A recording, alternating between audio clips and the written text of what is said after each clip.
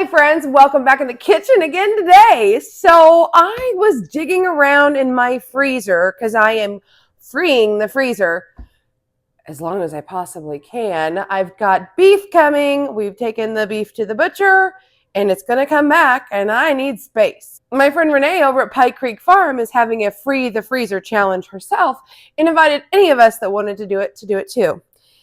So I was digging and I found I have some leftover mashed sweet potatoes, and we love them. They're delicious. I doctored them up with all kinds of goodies, but this isn't going to be enough. This is kind of what I thought might be enough if I had just a couple people, but we're going to have more than that tonight, and I'm going to have some hungry farmers. And so how can I make this meal stretch but yet still get this out of my freezer?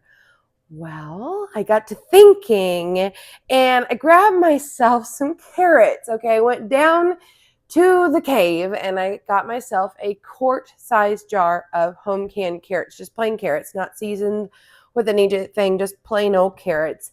And I drained them, but I don't really want to add them to just mashed potatoes. So today I'm going to adapt a recipe inspired from All Recipes. You can go look it up if you want. I'm going to make a sweet potato carrot casserole. That's right. So no pumpkins today, but I will tell you, if you have bits and pieces and leftover pumpkin puree, or if you have a pumpkin that you've cooked and you've got some leftovers, you absolutely can swap this out. Use any squash that you want. You can use your sweet potatoes, you can use your carrots, heck, you can even use a butternut squash if you wanted. This makes an amazing, delicious casserole that will please anybody as a side dish, or like me, it would make an amazing breakfast. Hey, welcome. My name's Angela and I am the Inquisitive Farm Wife. If you're new here, I'm so excited that you found me. I hope that you'll become part of the Farm Wife fam and subscribe to the channel. Give it a thumbs up if you like it, and of course share it out if you think someone else might enjoy what we're talking about here today. So I'm going to show you how we can take bits and pieces of different things. You know, we're saving our scraps, we're saving our leftovers, and we're going to go ahead and we're going to make meals and dishes that can feed our family that everyone's going to love. Now, you'll want to go ahead and preheat your oven because this is something you'll put in the oven. I suppose you could cook it in the crock pot or something like that, but I don't think it would be an Instapot worthy meal because it is too thick for that. Instapot needs kind of more liquid. So I will be putting mine in the oven later. For now, we're just going to put it together. And then when the guys tell me they're headed home, I can pull it out of the fridge, put it in the oven, and then we'll bake it later. So today right now, you're just going to help me and we're going to get all the prep done for it. Okay, so let's zoom you in and let's put this together. I've got myself 2 bowls. I'm going to grab the bigger one right here so that we can do the big amount of our potatoes. Before I got started, I also greased an 8x8 pan so that I can put my casserole dish in. Or this is my casserole dish that we're going to use tonight. Oh, words are hard. Okay, so I'm excited. We've got to get things done. I've got to hurry. So first things first, you're supposed to start with 4 cups of peeled cubed sweet potatoes. Well, you know what? I have those in my canning arsenal also. So I could have easily taken, you know, a quart of those, or a quart plus a pint maybe of those, and gotten my 4 cups. But this will only hold 3 cups. So I knew I didn't have enough. And so I wanted to go ahead and I thought, well, we've been eating so much pumpkin, although pumpkin would have been just fine in here. I thought, what else can I do? And I was able to use up a jar of the carrots, which we weren't using. We kind of like the seasoned ones better. And so it was a great way to use those plain ones up. So we're going to add all this pumpkin and carrot puree together. And I'll just kind of mix that up just real quick. Okay, so you want about 4 cups of this. I may have been okay with just using the 3, but I kind of wanted to bulk it up just so I could feed a few more people with it. And then inside here, we're going to want to add a couple of eggs. And so these are farm fresh eggs. You want to make sure you check them out just in case, you never know. And I'll give it a quick beat before I put it in. That, if you're curious, was a turkey egg, and this one is a peacock egg. So if you've never seen them, you never know what they're for. That's what they are. So these are really large. I just put in probably equivalent to 4 to 6 chicken eggs, but that's okay. That's what I had available, and I think that I actually probably have a little extra of the puree. So I think it'll all balance out okay. And then we're going to sweeten this up, and we're going to add a half a cup of sugar. And we definitely are going to need that because those carrots are a bit on the tart side because I didn't do anything special to them. So I'm not worried about adding sugar at all because I did not, the mashed potatoes don't have sugar either. It was sour cream and butter. So we'll have a little extra richness maybe with that. Okay, so then I'm going to add a half a cup of milk to this. So in the spirit of not dirtying dishes, I'm just going to put it right in here. This is full cream, full fat cow's milk. Probably wasn't necessary since this had already been pureed, but you know what? We're going to follow the directions and we're going to do it anyway. I may look at this and decide it's a little too thin, and I may just add a little flour to it to thicken it up. Hey, that's okay too. And then we need 4 tablespoons of softened butter. This is not softened. So I'm going to have to, because I did not put it out, I'm going to have to put this in the microwave for just a second. And then while that does that, we're going to get on the next thing, which is half a teaspoon of vanilla, because vanilla goes so, and you know, we're not going to measure. That's way more than a half a teaspoon. But vanilla goes so very well with sweet potatoes. And then, you know, salt to taste, maybe half a teaspoon. And then this was 30 seconds in the microwave. So that was almost, too much. So I do want to quickly stir that, but these were kind of cold because they were still, the sweet potatoes were still kind of thawing. Now to me, this just seems a little soupy. I almost wish I wouldn't have added that milk because it already had it in the potatoes already because they were leftover mashed potatoes. So, okay, this is how we can fix this. Now, if you're doing like a gluten-free thing or something like that, don't, use whatever flour or arrowroot or whatever thickener you want. But I'm going to add a couple tablespoons of flour to that just because I think it's going to need it to thicken. And I'm not necessarily making a pudding. I'm wanting to make a casserole. The egg is going to kind of make it custard-like, and it's going to bring all that out of it anyway, but I just felt like a little insurance there with that flour. So I'm just trying to teach you, I'm bringing you along with me, throwing this recipe together, and I'm just trying to teach you how I adapt recipes on the fly. Like, you can make things work. And when you've cooked enough and you've done enough, I could just tell it was a little too thin for my liking. And ideally, I should not have added that milk, but it's okay. So, okay, our base is done. Easy peasy, a lemon squeezy, right? So we're going to throw that right in here. And by waiting until they're ready, this is actually kind of a good thing. That flour will kind of absorb a little bit more. It'll all be grand.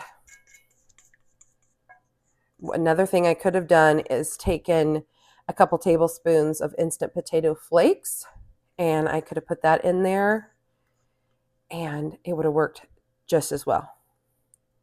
Okay, so that's fitting in there very nicely.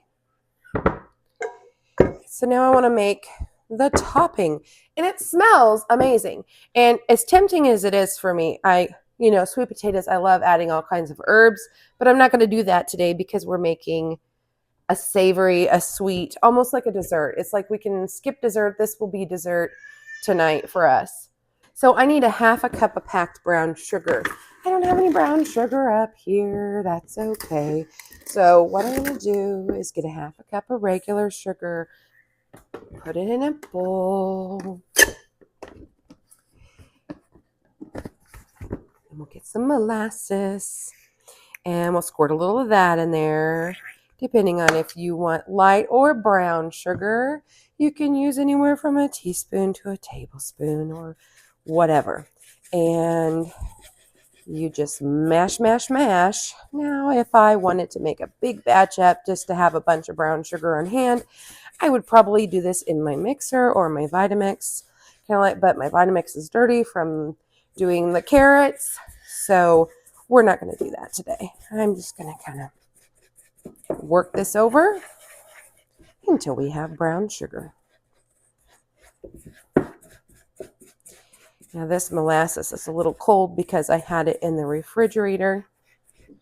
So it's going to take just a minute to blend, but no big deal. So I feel like what we've made here today would be considered a light brown sugar. In a different video that I've made recently, I'm not sure. I think it'll come out after this one. I don't remember. It's been a lot of cooking the last couple of days. The farmer was broke down, so I took advantage and got some videos made for all of you and got some nice meals made rather than just warming something up. And I made a dark brown sugar. So this is more of a light brown sugar. So we've got our brown sugar, and then the next thing we need is, it says 1/3 cup of flour. Okay, this looks better. So, it's already set on 1/3 cup. So there is our 1/3 cup of flour. Now we have 3 tablespoons of butter here, and I've got them cubed. And it also was supposed to be at room temperature. This one required that versus typically you'll see toppings and pastries and things. You'll see them want you to use a cold butter. This one actually didn't. So I have a half a cup here of chopped pecans, and I'm using my hands because they wanted soft butter, and this butter wasn't super soft because it was kind of a last minute decision to make this. And so I'm kind of just throwing it together on the fly. So I want to kind of rub it through my hands until you get tiny little pea-sized butter cubes. That's how I like to do it. It doesn't say that. That's just me.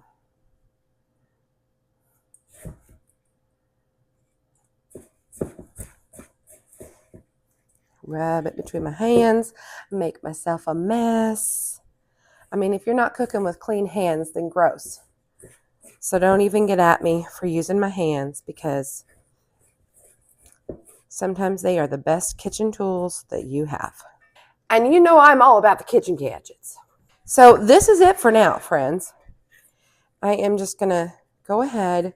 Actually, I think I might go ahead and bake this.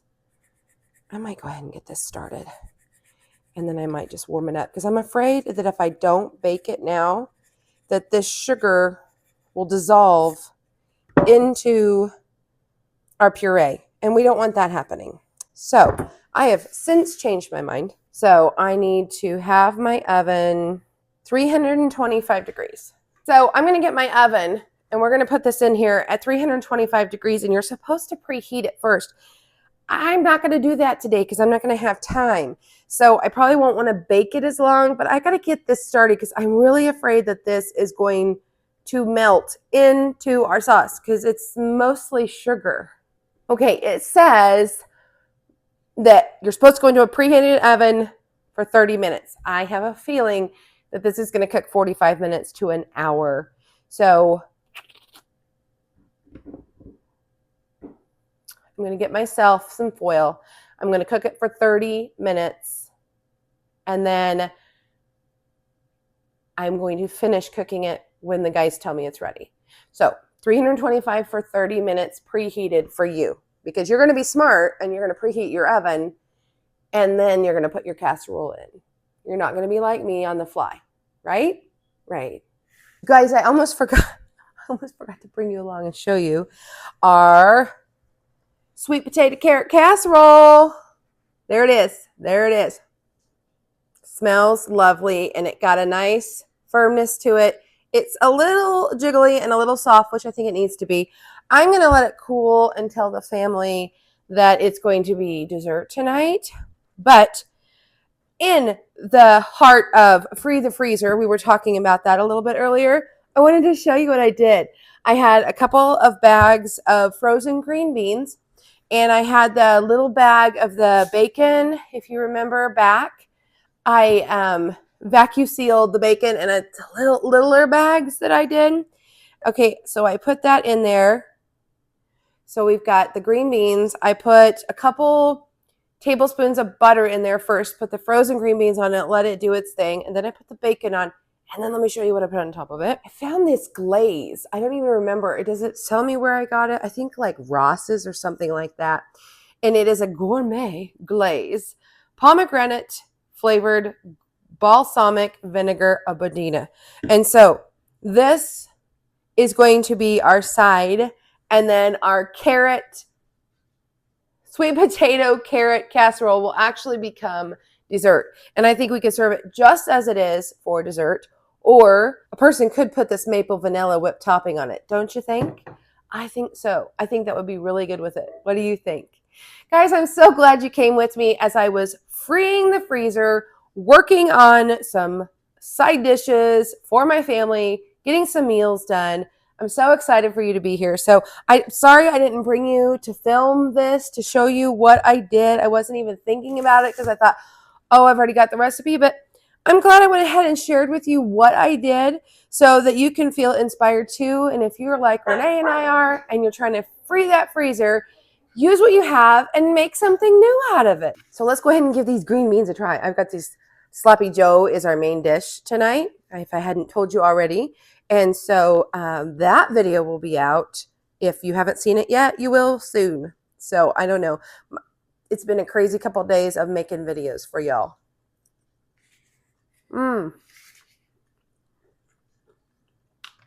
You know, I like canned green beans, but I really honestly, I like frozen really well too.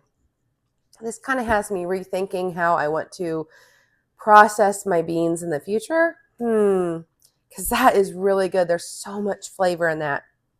And it's really, really hot, but I'm going to go ahead and I'm going to grab a spoon and I'm going to try this sweet potato carrot casserole. I took just a little corner. Ooh, I'm kind of scared. It's hot. Ooh.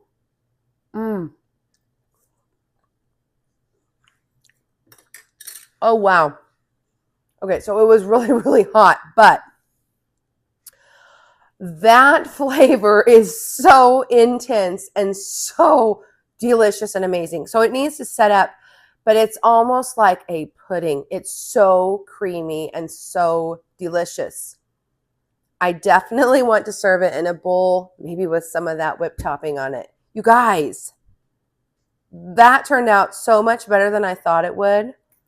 All with leftovers too. Leftover sweet potatoes that I had mashed and made and put away in the freezer. And then some carrots that I got off my shelf. Pureed them up, added some deliciousness, and that there's a little bit of a crunch on the top of that casserole. You know, it's just a little crunchy. Wow. It's fine as a side, but honestly, I'm happy to have it as a dessert. Guys, thanks so much for being here. It was fun to be here with you again today. I'll see you next time. Bye.